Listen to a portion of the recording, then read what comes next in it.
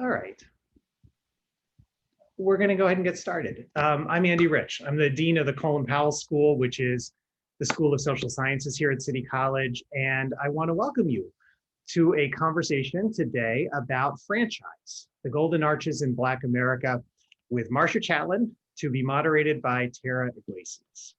I'm pretty excited about today's event for two reasons. First, this is a great book on an important subject. Franchise examines how fast food restaurants saturated Black neighborhoods in the United States in the 1960s and 70s, and the surprising history of cooperation among fast food companies, Black capitalists, and civil rights leaders who, in the years after Dr. King's assassination, believed they had found an economic answer to the problem of racial inequality in fast food franchises. In her review in the New York Times, Jennifer Szalai describes franchise as a smart and capacious history and a cautionary tale about relying on the private sector to provide what the public needs, and about how promises of real economic development invariably come up short. David Blight at Yale describes the book as a stunning history of post-1960s urban Black America, a tale of triumph and good intentions, but also of tragic consequences for race relations, poverty, and dietary health. Marcia Chatlin has done superb research and writes as a great storyteller. So I look forward to learning about the book, and that's one reason why I'm excited about the event today. The second reason I'm so excited is because I have known both of our guests for more than 20 years, and I know we're in for a treat. Marcia Chatlin is Professor of History and African American Studies at Georgetown University. She is a scholar and a remarkable public voice on some of the most important issues of our time, especially racism and the movements for racial justice, on capitalism, democracy, and she's working on a new book now about first-generation college students and higher education. As an example of how Professor Chatlin combines scholarship and applied work, in 2014, after the fatal shooting of Michael Brown by police in Ferguson, Missouri, Marcia created the Ferguson Syllabus, a crowdsourced syllabus about race, African-American history, civil rights, and policing. She created a community of academics, of teachers, activists, and organizers on Twitter that shifted instructions and changed conversations on college campuses and within movements for change in our society. In her work, Dr. Chatlin sets an example for how to combine academic rigor with public relevance for short-term and long-term impact. I came to know Marcia in 2000 when she was still in college at the University of Missouri, and she was selected as a Truman Scholarship. For a Truman Scholarship. The Truman Scholarship is a national program. It supports young people who are committed to public service leadership. And I had the privilege of being assigned to mentor Marcia just at the moment she won the award. And for 20 years, we have now been friends. As often happens in these kinds of situations, I've learned more from Marcia over the past 20 years than she has from me. But alongside everything else she does, Marcia is in fact one of the most effective mentors, friends, advisors, confidants that I know, and she plays that role for generations of young, publicly minded scholars and activists. When I was thinking about who might moderate today's discussion, my immediate first choice was my former colleague at the Truman Foundation, Tara Iglesias. She's the Deputy Executive Secretary, and to my surprise, Tara said yes. I met Tara at pretty much the same time as I met Marcia. Both Tara and I were brought back to Missouri, where Harry Truman is from, to mentor this new class of Truman Scholars in 2000. I was assigned to Marcia. Who knows who Tara worked with, but the three of us became fast friends. And Tara, over the past 20 years, has done more than anyone I know to foster and sustain the spirit of public service at the Truman Foundation and in our nation among new generations. We're joined today by many Truman Scholars, people whose lives have been made better by the mentorship and the care that Tara and Marcia have brought to them. And I think we're joined by the Executive Secretary of the Truman Foundation, Terry Babcock-Loomish. Terry, thanks for being with us. Just one last note before I turn it over to Tara and to Marcia. This event has been somewhat long in the making. Some of you might remember that we were scheduled to have an in-person book event with Marcia on Wednesday, March 11th, right at the outset of the pandemic. That was 2 days before our campus shut down and moved to remote operations. And it was the day that Governor Cuomo and CUNY declared that meetings of more than 50 people were prohibited. So Marcia had actually made the trip to New York City. She participated in the first half of the day we had planned for her, which was a talk with doctoral students in the history department at the CUNY Graduate Center. And then we were forced to cancel the afternoon event in Shepherd Hall on our campus. Nevertheless, that day, March 11th, Marcia came up to campus. We had actually bought copies of her book for all of the students who were supposed to attend. She signed most of those books, and I've been in my office a couple of times since. They're still just sitting in my conference room waiting for us to distribute them to students. They will be there for our students when we ever get to be back on campus. That evening, Marcia and I, plus Joel Allen and Tanisha Ford from the history department at the Graduate Center, had dinner together, just the kind of thing you do after an event. We just didn't have the event. And Marcia, this is memorable to me, is the last person I shared a meal with and gave a hug to before we all went into to the isolation we've been experiencing since. And it seems like a long time ago. Glad we were able to do this by Zoom today. A couple of last items. I want to thank Joel Allen, the executive officer of the history department at the CUNY Graduate Center. He's co-sponsoring this event with us, and we're grateful for the financial support of the Judith Stein Fund at the CUNY Graduate Center. Second, I want to let everyone know that we're recording today's event for all who are not able to be with us at this moment. I'm going to turn it over to Tara, who's going to moderate a discussion for the next 30 or 40 minutes, and then we're going to have lots of time for your questions. So please feel free to share your questions in the chat space throughout today's talk, and Tara will pick them up there. With that, thanks again, and let me turn it over to Tara and to Marcia. Thanks, Andy. That was entirely too kind. I am very happy to be here today, and I'm even happier to be with Marcia on her second book. And I know, Marcia, that you have some kind of jumping off points that you want to make. So I think we're just going to go ahead and get to that. And then I do have some questions for you. I promise they are not all about the Consumer Republic, but many of them are. But I do, there's some really great topics that this book touches on. And I'm hoping that we have time to sort of talk about not only the work of the book, but sort of your larger work as a public intellectual and how one does that. But first, I'm just going to turn it over to you and take it away. Hi, everyone. Thank you so much for coming for this virtual book event. Andy was the last person I had to, I haven't been in a restaurant since March.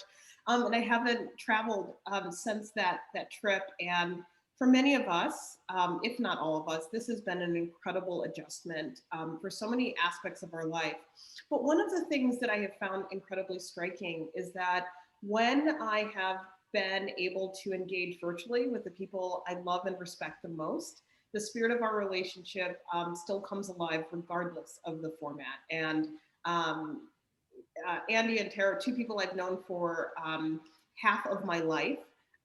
Just seeing you on the screen just reminds me of how important it is to maintain those connections over the years. And so for the students who are in this Zoom and for the many Truman Scholars that I've known at various points in my life, I just really want to encourage you in this time where we feel incredibly isolated and distant, to remember how important it is to continue to make memories during this time. A lot of things have paused, but our capacity to grow in our friendship and our community never ends. And I just want to thank the community for coming together to talk about my book. I have had such an incredible time talking about this piece of work because I think it really encapsulates all of the various touch points that are important to me as a scholar and a person in the world. And at the heart of this book is a question that I started to ask myself when I thought about McDonald's. And I don't know about you, but I ate at McDonald's all the time as a kid. And if you're of a certain age, it wasn't a big deal to go to McDonald's all the time. Increasingly, there's a lot of criticism of it. People are very uncomfortable with how much McDonald's children eat. But when I was a kid, you were there all the time. And for me, it not only represents growing up in a city, it represents my own financial autonomy when I got my own job and I could go to McDonald's with my friends. I had birthday parties at McDonald's.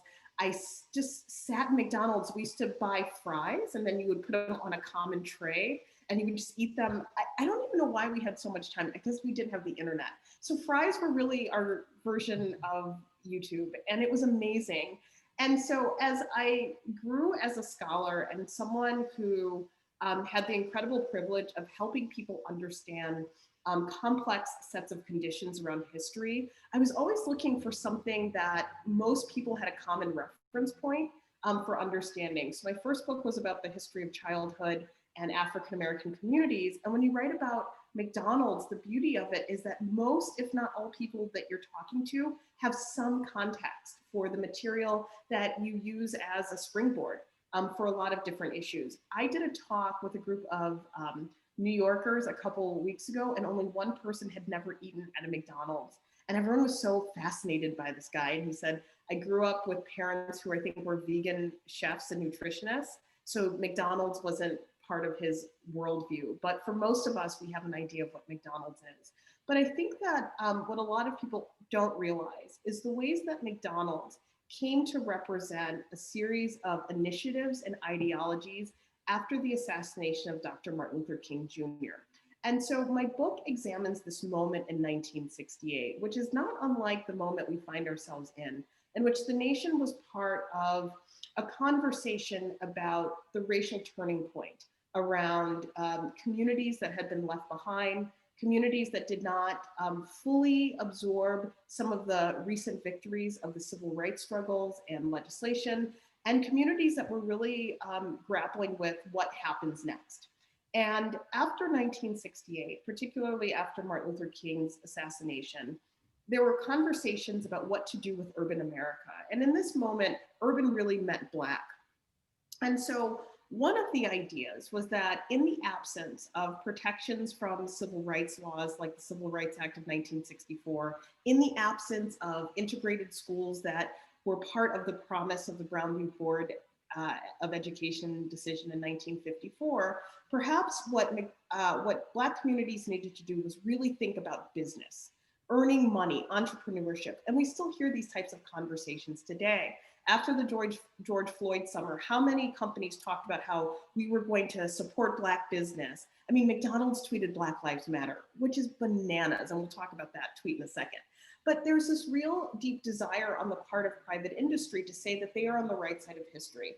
And 1968 was no different. And so in this moment, McDonald's started to recruit African Americans to franchise McDonald's locations in predominantly Black areas that had either not had McDonald's before or places in which white business owners no longer wanted to do business.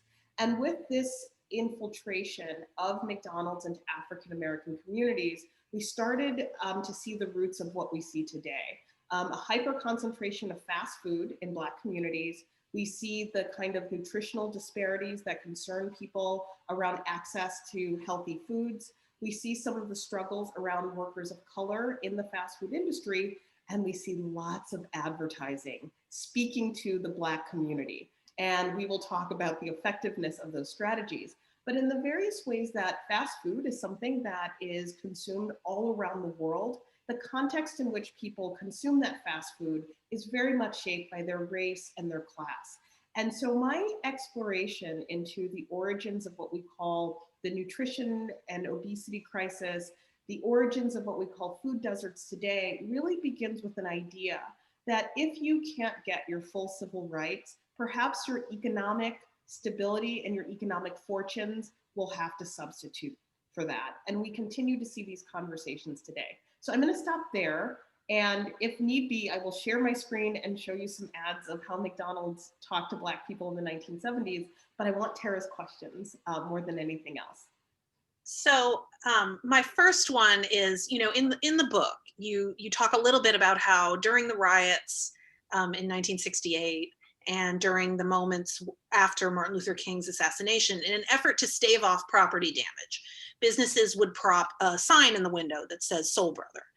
And now we see almost the same thing with Black Lives Matter, where the sign almost is totemic. It's not, there's not much behind it other than it's being put in the window, perhaps to indicate a message or perhaps for other means. So I guess my question is, looking at the two situations, do you think they're different? And then what does it mean when McDonald's does say Black Lives Matter?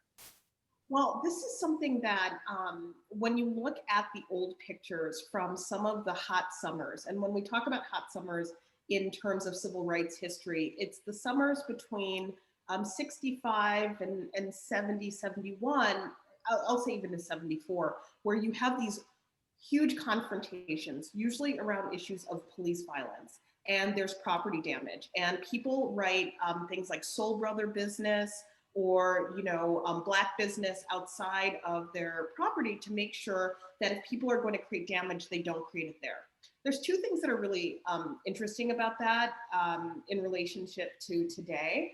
I thought it was fascinating living in Washington, D.C., the number of businesses that had Black Lives Matter signs. And I'm like, I don't know when you came to understand that Black Lives Matter, because you were the types of businesses that would often call the police on Black teenagers and be really snooty to Black customers, but we're going to pretend that we believe you. But all of this is to say that actually shows some of the key differences between 68 and 2020. In 1968, when those major uprisings were happening, they were usually confined to predominantly Black and Latino areas. You didn't see a lot of property damage outside of those areas and some of the kind of major thoroughfares of business. Today, you saw a mix of it. And so that's why there was great irony in all of these signs that said Black Lives Matter, but very few of those businesses are actually Black owned. And those distinctions, I think, started to emerge in 2020, where people would say, no, this is actually a Black owned business. And this is a business with a sign that says Black Lives Matter. But I think that what that type of gesture is really showing is that there is a sense that if there is a Black owned business, it has a different position or different position of authority or different care for the community than a non-Black owned business. I think that there's a real problem in that thinking, because when we look at the millions of small businesses that are owned in the United States, very few actually have employees and very few have the kind of economic stability to really pour into communities. And I think this is important because so many of the solutions to our current racial injustice has been around, well, we need to start businesses or invest in businesses. And I think that can be a real problem because business ownership is so unstable that perhaps we have to start pivoting towards, we need free college, we need affordable housing, we need universal basic income guarantees. Those are things that actually can strengthen communities more so than any business and its capacity to employ people or to give donations. But that's how the scam works. But when you present the idea that this McDonald's is Black owned, there is already an assumption that it will do something different in the community versus a white owned business without attention to what financially can actually be done. So let's pick up on that. And if I can, use sort of my shared favorite reference. If you look at perhaps the distillation of a Black McDonald's franchise that most of us are familiar with, which would actually be the McDowells in Coming to America, they invest fairly heavily in the community by sponsoring, the artistic talents of Randy Watson, etc. But that is accurate for a lot of Black-owned McDonald's franchises throughout the years. So what do you think it means that these franchises occupied a kind of unique place in the community, both in terms of their ability to participate in things like voter drives and community engagement that you didn't see from either white McDonald's or from other types of Black-owned business? So one of the ways that McDonald's makes a strong argument for itself in 1968 is it says, if you are a Black-owned business, you are probably less likely to get the heat from the community in case there's other uprisings. Also, you are a trusted member of the community who will be expected to, because of the long tradition of philanthropy in Black business, to contribute to local youth sports, to participate in programs like the United Negro College Fund, to sponsor, as Cleo McDowell does in Coming to America, a Black awareness rally, right? So there's this kind of expectation that that's what's going to happen in the community. The problem is at the very moment where McDonald's, with help from federal subsidies from Nixon's White House, that is also promoting Black capitalism, and with the help of the NAACP and the Urban League and the Southern Christian Leadership Conference, all major civil rights organizations are behind this idea. While this is happening, the federal resources to poor communities are being destroyed, are being gutted. So you have, in the aftermath of the war on poverty, a shift away from funding the kind of safety net programs and the kind of community-based programs that are federally funded that everyday people were participating in, and you have a lot of resources going into business and business development. But all of this depends on the business owner being able to make enough profits to actually invest in the community, and the business owner actually being oriented towards that work. So no one is required to do this community work. And I think that we see the limits of what businesses can do with the pandemic is affecting every sector. And so philanthropy also is affected by that. But one of the things that's interesting, so recently you might have read about the fact that 52 Black franchise owners are suing McDonald's right now for racial discrimination. And one of the things that they argue is, yes, we are profitable businesses, and we're often located in communities in which the cost of doing business is higher relative to our white franchise owners. So it's this weird kind of thing where people are making a lot of money, but race will always kind of eclipse, or race will always constrict how that money is generated and what are the expectations that are put on that money. And so one of the things that's really important to me in talking about this book is this is like not a big takedown book of McDonald's. There's so many of them and they're all really well written. But what this is an examination of us being very careful to think that these business and industry and enterprise initiatives are actual solutions to the problems that arise in community. Police brutality doesn't end because there are Black-owned businesses and communities. Poverty is not eradicated because a Black-owned bookstore or bakery is in your community. These are problems that have to be cared for by the public, and the public good has to kind of be oriented towards them. But this moment in 1968, I think, was the start of the sensibility that the federal government, maybe they don't want to do it, or maybe they won't do it. And so we have to put all of our resources in private business to do it. And I think this is why communities come up short in so many different eras.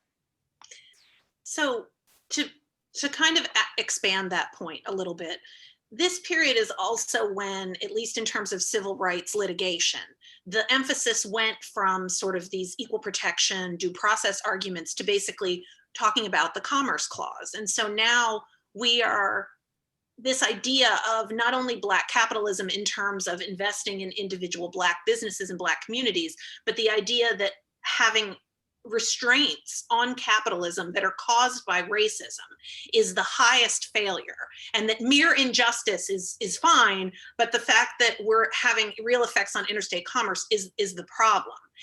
And I'm wondering, when you look back on that period as a historian, do you think that trade-off was a mistake, and that in that moment somebody should have objected and said, this may be the easy path, this may be the path of least resistance, but there's a problem down the road if we go this way? That's a great question, Attorney Iglesias. I think what happened, how exhausted is everyone right now?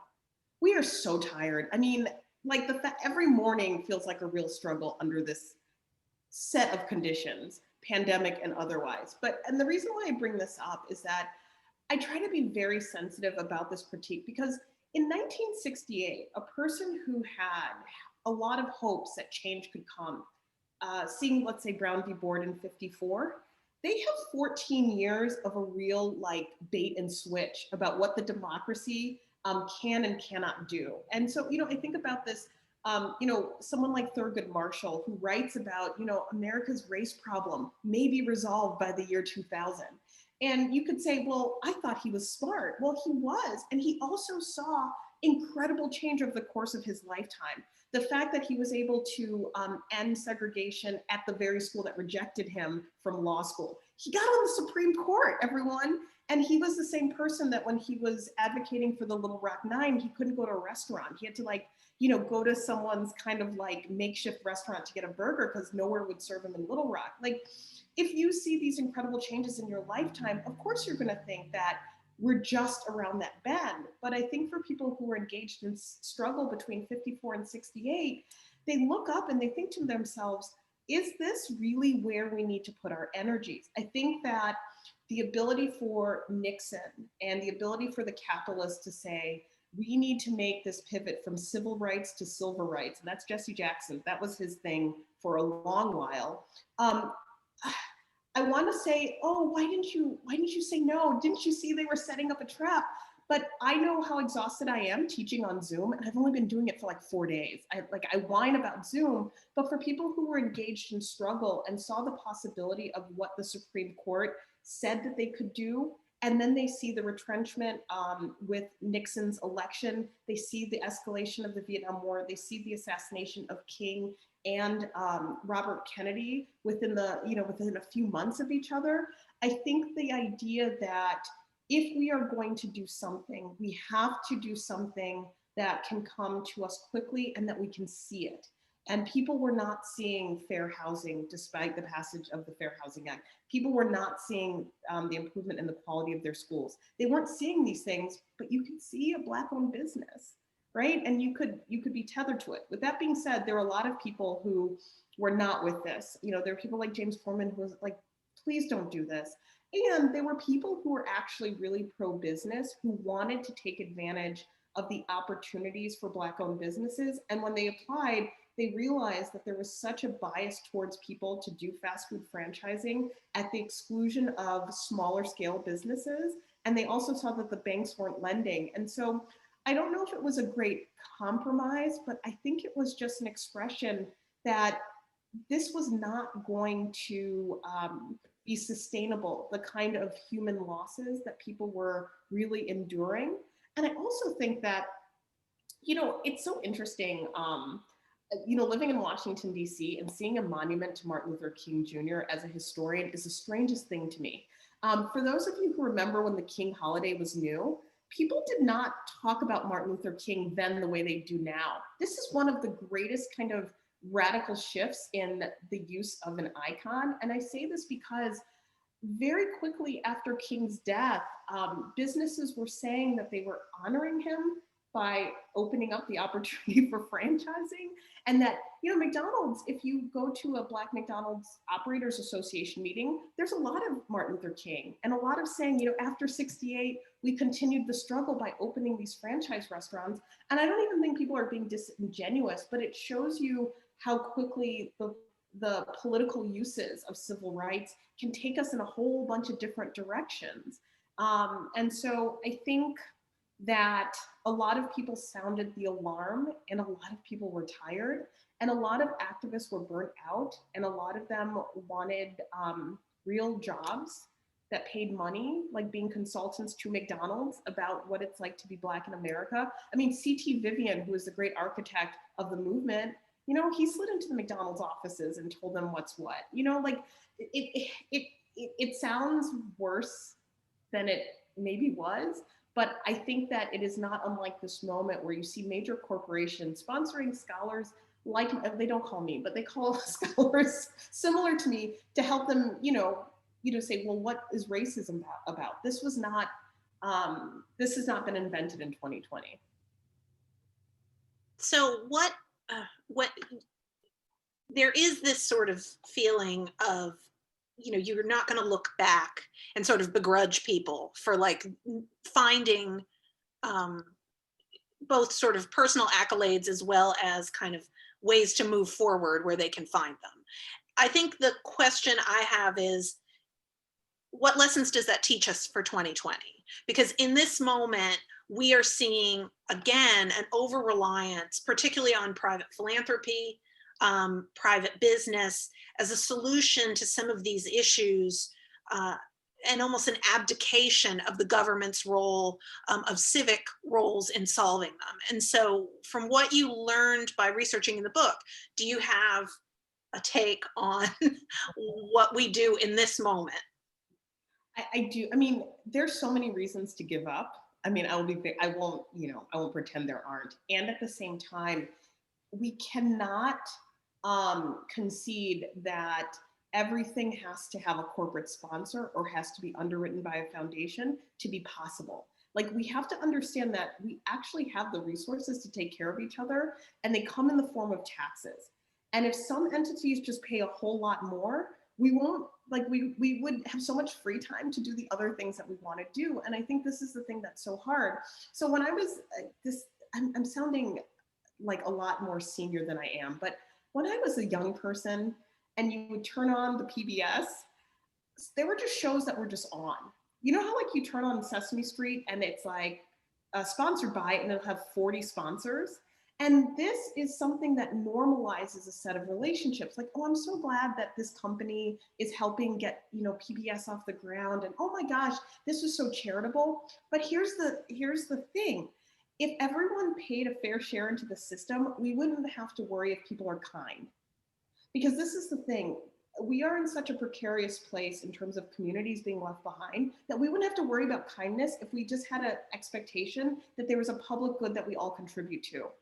You know, someone asked me like, if you could, you know, make McDonald's illegal, like, would you? I'm like, I'm not trying to come for your French fries. I actually don't care if people, I love French fries. I love hamburgers. Milkshakes are the best. This is not a critique of what people are eating. It's a critique of the fact that burgers have to be sold in order for other processes to happen. And I don't like how in the history of Black America in the past 50 years, how deeply tied these things are. Because if you look at the incredible generosity and the incredible kindness of Black franchise owners, they are carrying the burden of the historically Black colleges and universities. In some communities, they are underwriting the youth programs. Like where I'm from in Chicago, Black McDonald's operators are so important because they're giving the free backpacks for kids. They were doing this promotion recently, helping, you know, families transition into virtual. Like that doesn't make me feel good. That makes me think, why in the world are these two enterprises tethered? McDonald's is a burger company. You know how they tell like LeBron James to stick to dribbling and stuff, and like stick to basketball? Like stick to burgers, and we can have an infrastructure and we can have a public that takes care of each other, because ultimately when rubber meets the road, McDonald's has to protect its bottom line, and people have to have opportunities to know how to take care of each other in community. And this is a hard one. We have to keep the lights on. I would never want to trade jobs with Dean Rich, because you know, you are in charge of a college and you have responsibilities and you have to make sure that the resources are there.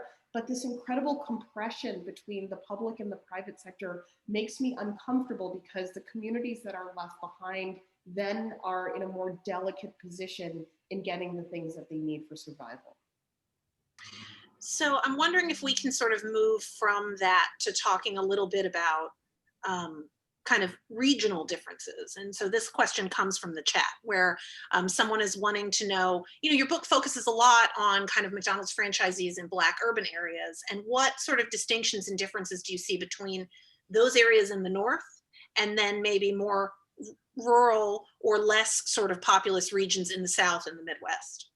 Well, one of the things that is interesting about this story are the places in which the possibility of Black McDonald's ownership can happen. So I just have to move my light ring a little bit. Things are getting dark, excuse me.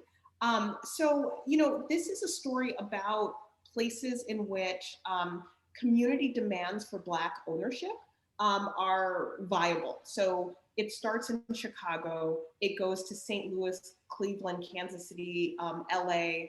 But the South becomes really complicated because there are a lot of metaphors that are used in the franchising industry that are like residential issues. So the local community, sometimes they're more welcoming of some people than others. And so for African Americans who allege that they are redlined out of certain areas of doing business, they argue that it is very hard for Black people to branch out into the South or into predominantly white suburbs. And so in communities, in rural communities, in predominantly white suburbs, there is still the kind of, you know, concentration of fast food.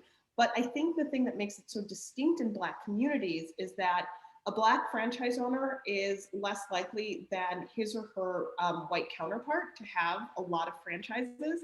So they are more likely to be known in their community because they have fewer stores.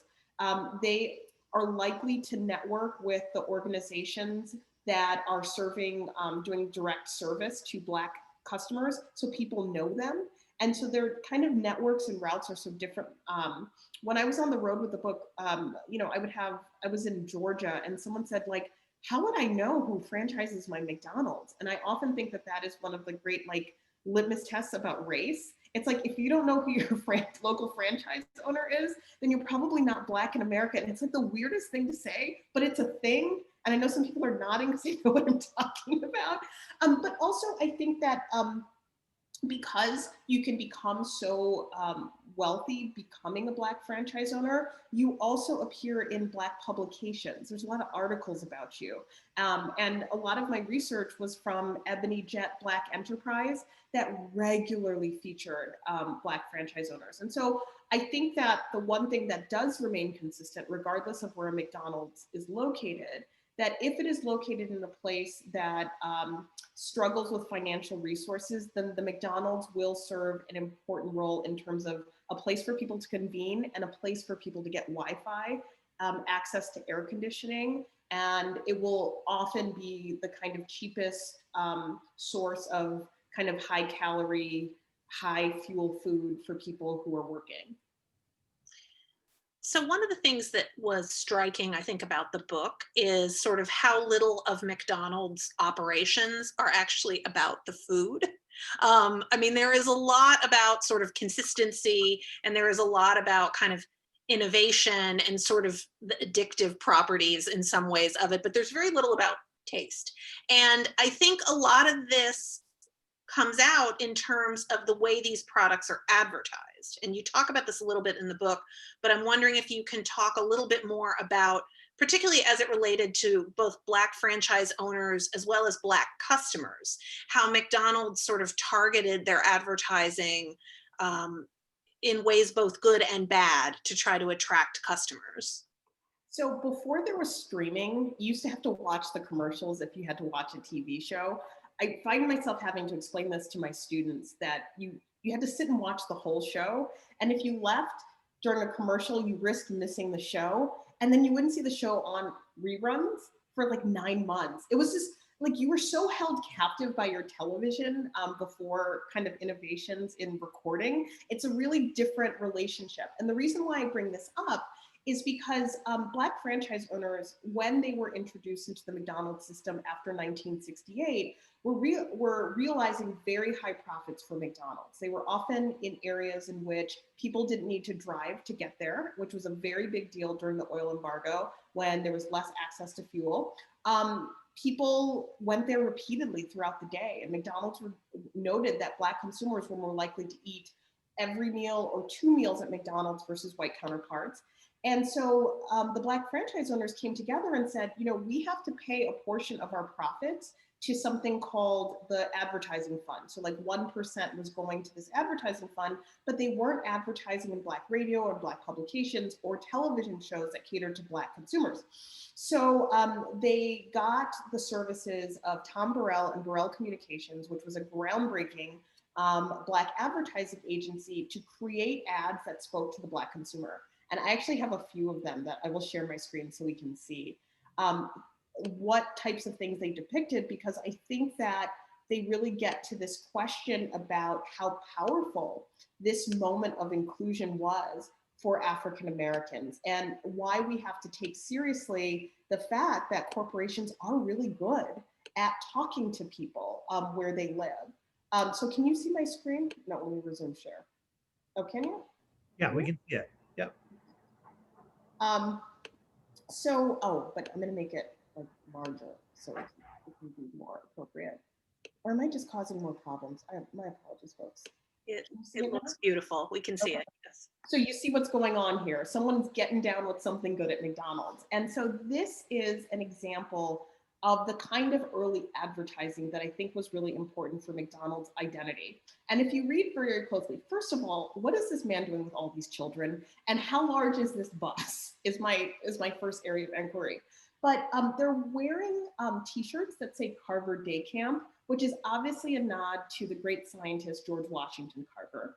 And in a lot of these early ads, I think that they're capturing a Black America that is slowly shifting. So they show blue collar workers who would have been the types of people who would have been in union. So they show sanitation workers and bus drivers and postal workers at McDonald's. They show this kind of community summer camp, and it's all about the celebration of, they say Black families and communities. What's interesting is a lot of the ads are supposed to celebrate the Black family, and they only have men in them, which I think is also interesting. So it's about this idea of working people, working class communities. And then in the 80s, I think it takes what I call a Cosby turn, where the representation of Black middle class families becomes one strategy for marketing. And increasingly, as companies are trying to speak to Black consumers, they're really stuck in this idea of, do you really speak to a working class everyday person sensibility, or do you really invest in this idea of an aspirational life? Like, look how fancy the place setting is. And they're about to eat McDonald's. Like, the children are fully dressed. The mom has her vest. There's a tablecloth and it's set, but they're about to eat McDonald's. And this says, the tagline on this was, so get up and get away to McDonald's. But it was this idea that dad is helping out by providing dinner for his own children. And we can talk about the gender critique of that.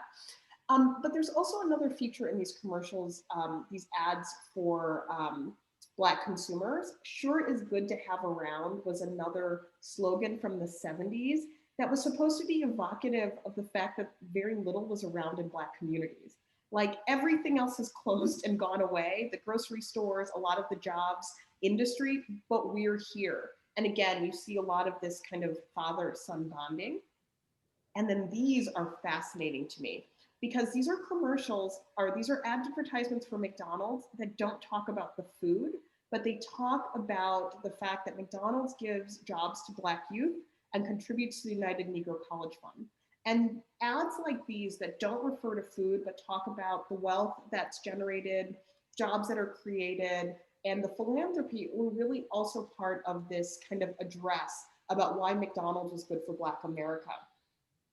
Some of you remember the Calvin ads of the 1990s, and those were really designed to talk about the ways that McDonald's was still a cool place to work, and McDonald's had a good impact on Black communities because it kept Black youth out of trouble. So always Black consumers are being told that this is good for you. So, like, keep that in mind.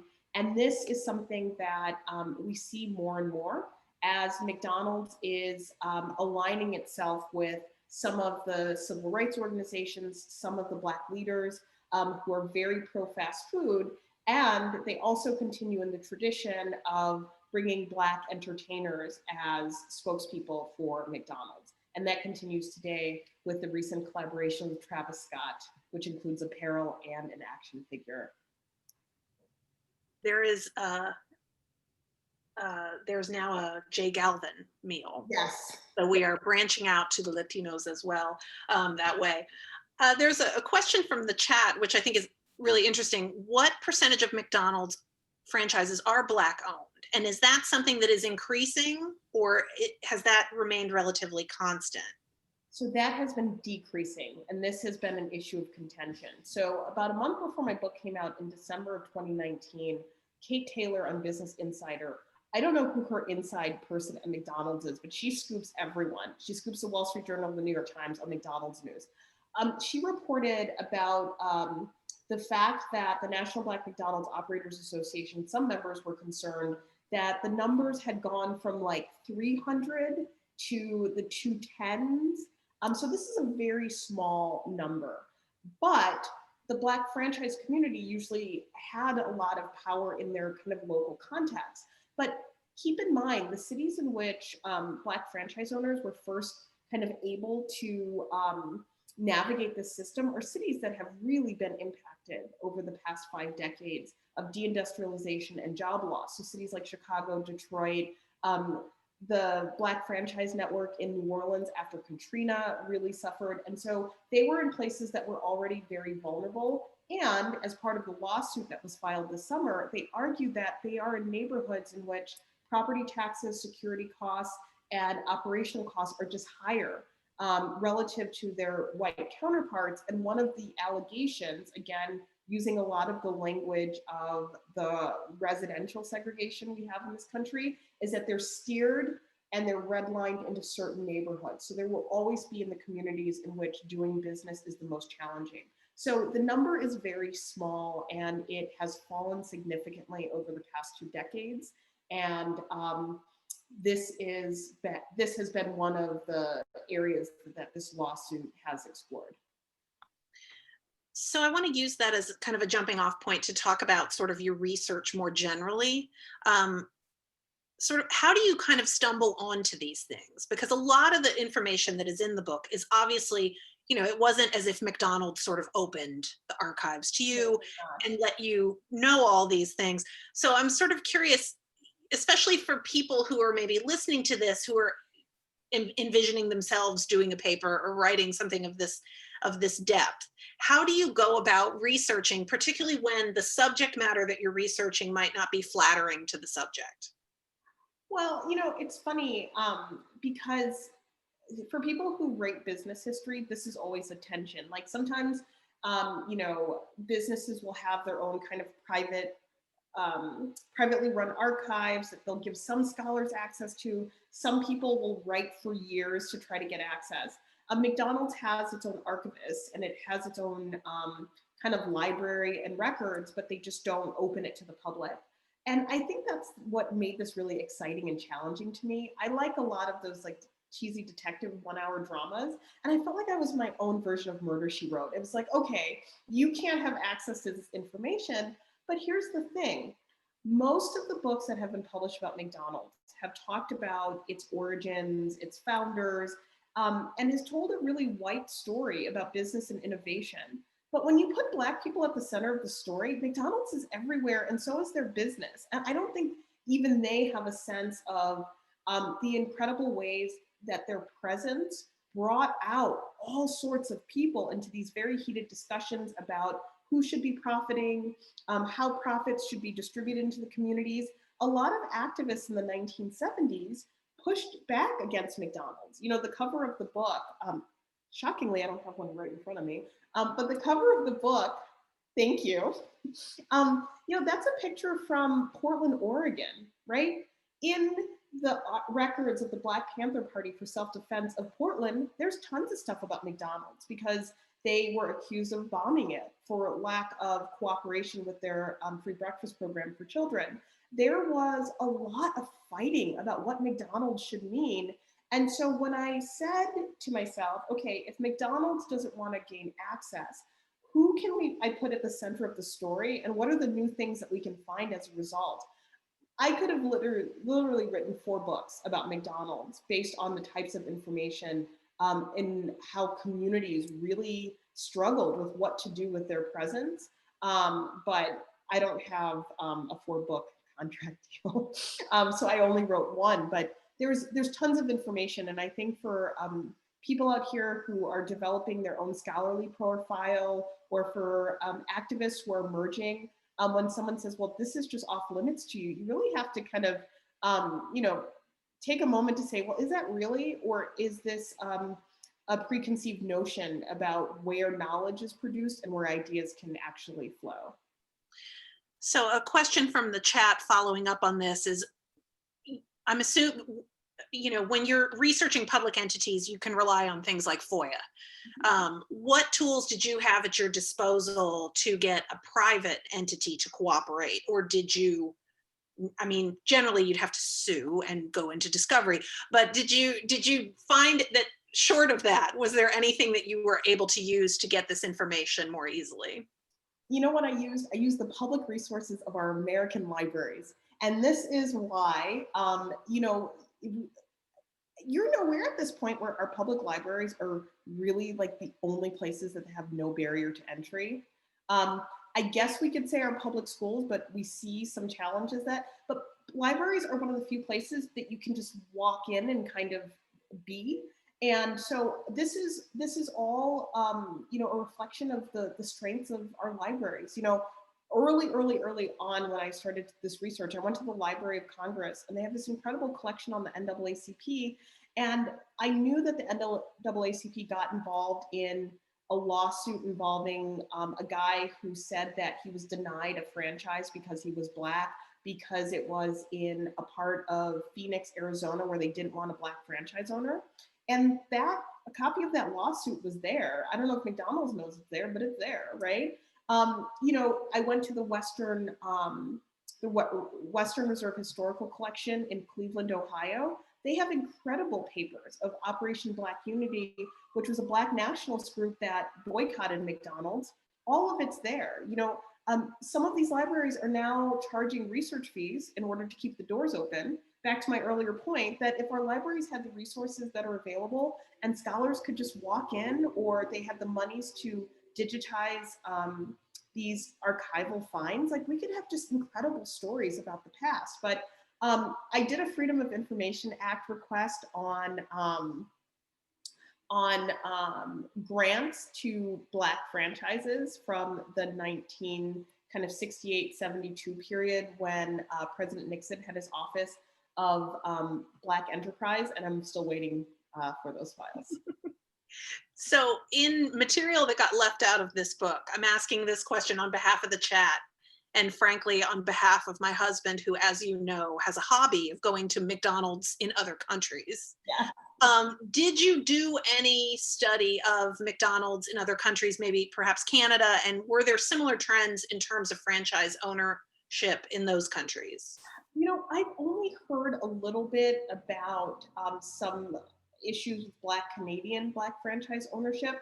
I didn't, here's the thing that I did find, which I wasn't able to explore in the book, but maybe this is something for another scholar another time. There was an initiative at some point for McDonald's to go to South Africa in the post-apartheid era. And someone explained to me that there was a push to get Black business people to try to kind of make that transition into South Africa, and it didn't quite work for a number of reasons. I was aware of the kind of global possibilities of doing business in post-apartheid South Africa, but I never really explored that. The other thing I do know is that McDonald's means something very different all over the world. People often wonder why McDonald's, they say, is better in other places, and that's because of standards and regulations on food quality. And then there's always these articles that pop up every 6 months about how fast food workers in Amsterdam are appalled that American fast food workers don't have paid sick leave, childcare subsidies, and paid vacation. But I think that's just the nature of our relationship to work and workers. The one thing I did find that was incredibly fascinating that I wasn't able to follow up on, at Stanford University, there's an archive for the National Council of La Raza, and they actually partnered with McDonald's to try to recruit more Latino franchise owners. And they also paid for a lot of documentaries featuring Edward James Olmos, in which he was supposed to celebrate various people of Latin descent. And then they also had this initiative where they would print tray liners to teach kids Spanish.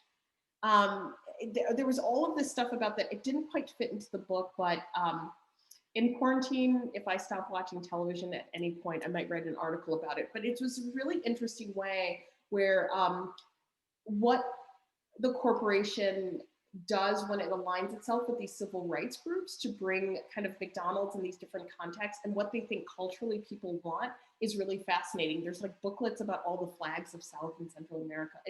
There's a lot of content. So now that we've talked a little bit about your research process, one of the things that working at the Truman Foundation I hear a lot is from students who want to have careers as what they call public intellectuals. And I feel like that is in a lot of ways what you are doing. And you're obviously producing sort of very high level academic scholarship, but at the same time, you're producing works that are accessible, and you're partnering with agencies and organizations that have sort of immediate impacts on communities. And I'm wondering if you can talk about, as a historian, how you position yourself to be in that way, that you can both be of the academy, but also kind of the community, and what sort of struggles you've had with that? I think a lot of this stuff is just a choice about how you define service. And, the three of us know each other through the context of the Truman Scholarship, which is about public service. And I think for a lot of academics, they are not brought into the profession to see themselves as public servants. They're often considered like servants of their own intellectual interests, or when they get really dramatic, they're like, I'm servants of my students.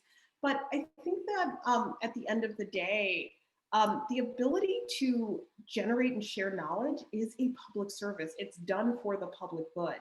And I think that for me as a scholar, I never saw my identity as one that was really bound by ideas of being like, a scholar who could only talk to a few people.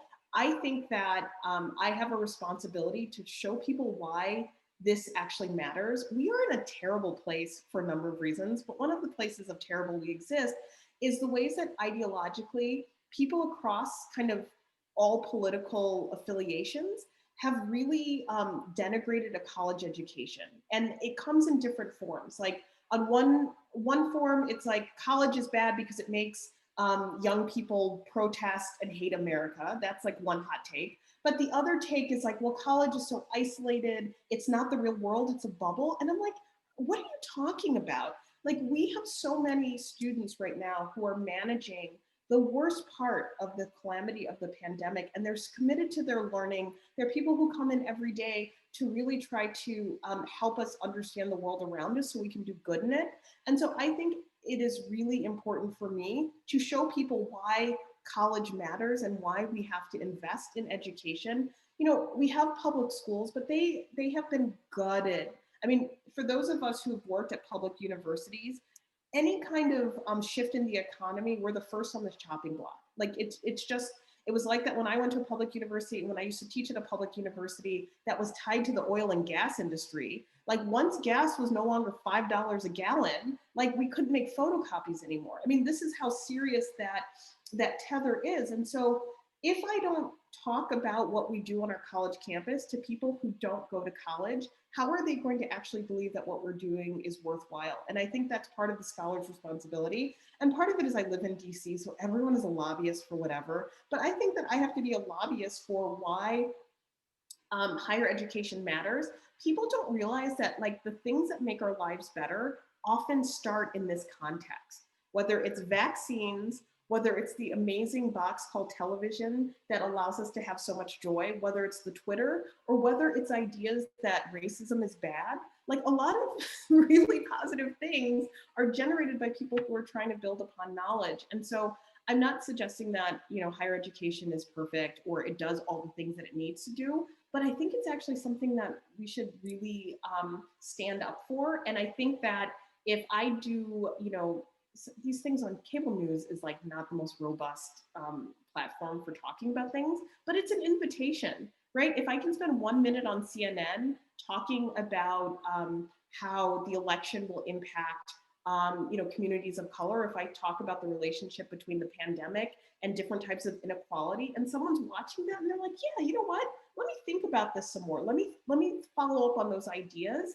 Then we're doing really, really good work, but it has to happen in public view.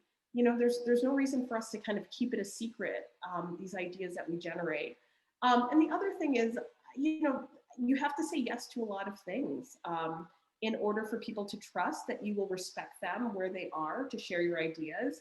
Early in my career, I would talk about Black history at third grade. I still do this. Third grade classes. Third graders need to know this because look how racist our country still is. Maybe if someone in third grade told them like not to be racist and cut it out, this could have had an impact, but we don't know what's possible unless we engage. And I also like social media because it's so fun. And it's a place in which, again, you can actually invite people to ideas. You're not gonna invite them to all of the ideas, but when high schoolers talk about how they've discovered critical race theory on Instagram, I think that's kind of cool. But people also get radicalized to do terrible things through the internet, so I realize that. But I still think that there's something to be hopeful for. I think you're going to need to speak with my son because he has not appreciated my homeschooling lectures on, various issues. He made the mistake of asking about federalism the other day, bless. But So money to go to that homeschool right now. I can only imagine that your child is doing physics experiments and learning about P-Funk all on the same day. But I digress. It's important. So a question from the chat, and I feel like your answer to this is going to be not enough, but getting back to the question of public and private funding of enterprise, do we know how much McDonald's CEO paid in taxes last year, or how much McDonald's as a corporation paid? I have not been, I've seen a lot of McDonald's annual reports. I have not checked up on their taxes, but this is what I do know McDonald's has been up to. Chris Kaczynski, who's the new CEO of McDonald's, he really inherited quite the enterprise last year when he was named CEO. Like the previous guy, Steve Easterbrook, had an inappropriate office relationship and now is, kind of battling McDonald's back. There was a racial discrimination lawsuit from 2 Black women who worked at McDonald's corporate. And then there was the big lawsuit with the 52 Black franchise owners. Meanwhile, he's trying to, he's like trying to tweet Black Lives Matter, and he's trying to talk about how McDonald's has offered paid sick leave. But if you read the fine print, it's only paid sick leave in their stores, not franchises. Franchises represent more than 90% of McDonald's restaurants. And it's like, maybe you should have just kept that to yourself. He is really struggling. He actually had a copy of Franchise on his bookshelf when he first started his office at McDonald's, but then recently McDonald's suggested my book was inaccurate, which it is not, and in terms of its characterization of their commitment to diversity. And so I don't know how much he paid in taxes. I don't know how much McDonald's paid in taxes, but this is what I do know. Even if you don't want to join me in the tax everyone train, that is fine. But please keep in mind that businesses don't just kind of, they don't pay for everything. So the public services that businesses use in terms of their position with zoning is underwritten by us, the people. So one of the things that I didn't talk about in the book, but other scholars have talked about are the ways that you have to ready the infrastructure for business. So the utility lines, the water, like the creating a space in which a franchise can sit atop. McDonald's doesn't pay for that. And they actually often, most of the cases, own the real estate in which they build upon. So they have 2 assets in one places. But the police that they may call for various reasons, these are public resources. And there was a time that McDonald's participated in job training programs for youth. They could be an employer that got the federal subsidies in order to train young people for the workforce. So we actually are contributing, we in a sense, but not really because we don't own it, are shareholders in McDonald's because these public resources are oriented towards business. And one of the things that Martin Luther King was very concerned about before his death was that money that was earmarked for the war on poverty, that after a few years of this idea being undermined, was put into business development at the peril of early childhood and jobs for youth. So please, let's understand that we are paying in, and then the demand that they pay a little bit more, I don't think is unreasonable. So after doing this research, do you think there is a possibility for authentic social and environmental initiatives with corporations? I don't know. There are always those feel-good stories about the Ben and Jerry's guys, or the guy who owns Costco. Costco might be one of the better models in the kind of retail space where they start people at higher levels, they have less turnover. This is what I do think. I think that if we set the expectation of what it means to operate a business, we don't have to worry about authenticity because we understand that there is just clarity about what this relationship to the larger society will be. Listen, I'm not a robot. I know that people have been very moved and very animated by recent events and about the past few years in this country. I would never suggest that transformation of one's kind of consciousness isn't possible. But I do think that with the kind of pressures that exist in the business space, that we have to be very clear about what racial justice really looks like. When McDonald's or Wendy's or Popeyes tweets Black Lives Matter, that's wonderful. Now that they've said it, let's teach them in very clear ways how you actually show that Black Lives Matter. And it's not a collaboration with, Travis Scott. I just had to learn who this young man was for these purposes. Well, I knew him before, but I didn't really know the oeuvre. But it's like, we don't have to worry about these things, right? So I think that I think it's not a question about authenticity. The question is about our power to make the demands and set the expectations in both good times and times of calamity. So I think Andy has told me we are on the last question. And so for that one, I'm going to ask one from the chat, which is, if you could study anything without any academic or financial worries, what topic would that be? And I think wrapped in this might also be a segue into what your next project is, which maybe does have academic or financial worries, but we're interested regardless. So I am fascinated. People wonder how I watch so much television. I wake up early. How people who work out, they're like, I got up at 4 and I did CrossFit. I will wake up at 5 a.m. to watch television because I am just so fascinated by it. So one thing I like to watch on TV are those TV judge shows. Your Judge Mathis, your Judge Joe Brown, your Judge Judy. I am fascinated by a kind of television program that is one of the few places on TV that engages with the struggles of poor people. So if you look at the cases on those judge shows, it's about waiting for your tax refund to come so you can pay for other things. It's about not having access to credit so someone else buys a cell phone in their name. It's all about these different strategies of survival of the poor and the working class. And at the same time, it's someone yelling at you for not managing your life. So it's got that kind of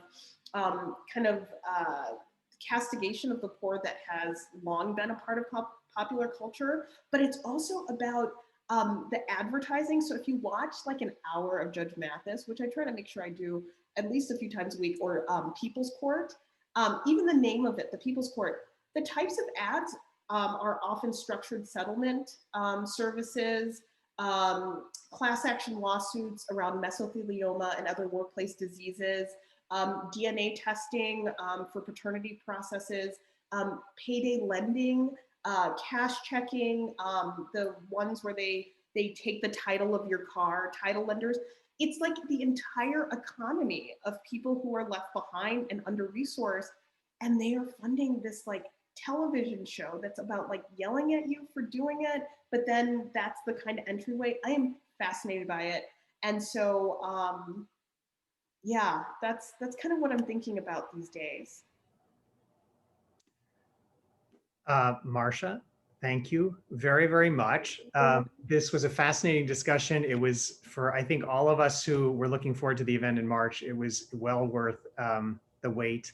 I think we had an expiration point with Tara, it seems. I seem to have lost her, at least on my ability to see her, but I want to thank Tara Iglesias for leading us in this conversation and asking amazing questions. When I first asked Tara to do it, because they know each other so well, and I know Tara had read the book at least once and probably twice, I knew we'd have a good conversation. But thank you to Tara, thank you, Marcia. Joel Allen, thank you very much for the sponsorship that you provided, the support from the Graduate Center. And thanks to everybody here. I hope everybody can see, I shared right here at the end a link to a Google form. If folks would like a copy of this wonderful book, it occurred to me, I should have thought of it earlier, but it occurred to me as we were listening to Marcia and people were saying, where do I get the book? That I really do have piles of this book sitting on my conference room table, and they're signed in many instances, and we'd love to share them. And so students, please look in the chat and go to that Google form link and share your name and mailing address, and we'll put a copy in the mail to you. Somebody else desperately wants a copy and that they can't get it themselves, feel free to do it too, and we're happy to share it. Marcia, thank you again. Thanks to everybody for being with us. Thank you for good questions. Have a wonderful night and a good evening. Bye-bye. Bye, everyone. Thank you.